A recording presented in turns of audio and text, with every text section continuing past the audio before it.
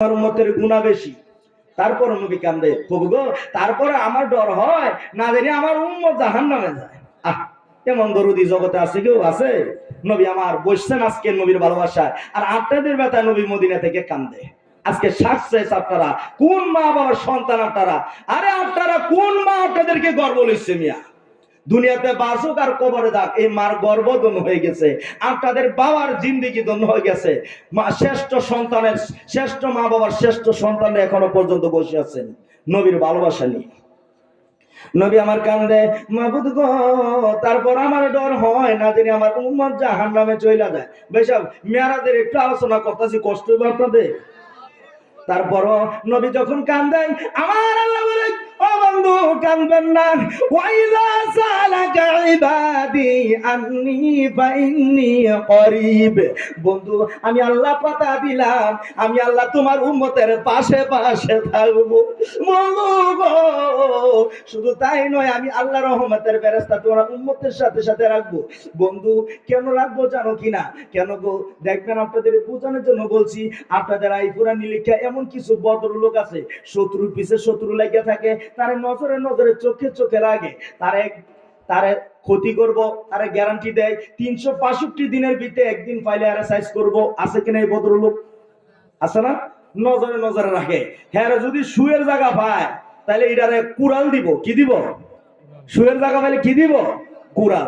আর হ্যাঁ যদি তিলের জায়গা পায় এটা তাল বানাইব। বাচ্চা ওয়াজটা বুঝতে কঠিন হইতেছে।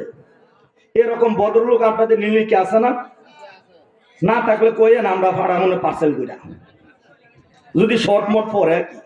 আর শর্ট পড়বো কইতে যেই মারামারি লাগে নু আপনারা বাবা রে বাবা। হুজুর ওয়াজ করতেন যাইতেছেন, বালা গাড়ি গুলো লয়ে যান, দৌড়ে নি টোরেন দিয়ে যেতে হুরদা সুতারেন তো ভাইসা যাক।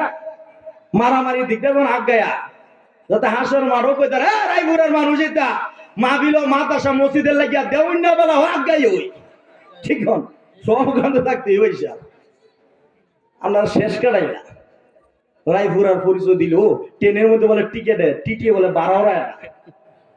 কোন এলাকার লোক আপনারা? হ্যাঁ যাক ভাইসা বলতেছিলাম, দয়াল নবী মায়া নবী রহমাতুল আলামিন নবী কান্দে, আল্লাহকে বন্ধু এই শত্রুর শুয়ের জায়গা পাইলে এটার কুড়াল দিব, আর তিলের জায়গা পাইলে এটার বড় করে তাল বানাইব।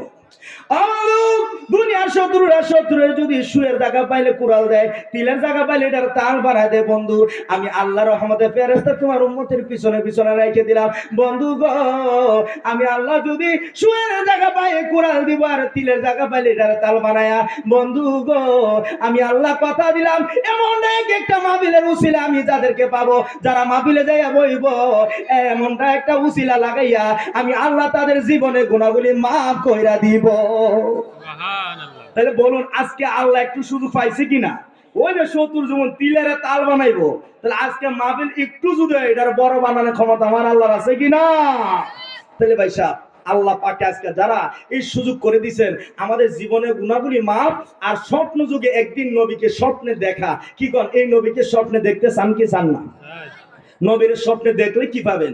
মেশকাত শরীফের 554 নম্বর পৃষ্ঠার 7 নম্বর লাইনে হাদিসে আছে, আল্লাহ রাসূল সাল্লাল্লাহু আলাইহি সাল্লাম বলতেছে লা তামাসসুন নারু মুসলিমান রাআনি ওরামান রাআনি, যে আমি রাসূলকে স্বপ্নে কেউ দেখছে তাহলে তার জন্য জাহান্নামের আগুন হারাম, এবং আমাকে যে দেখছে তারে দেখলো জাহান্নামের আগুন হারাম। সুবহানাল্লাহ কইতেন না?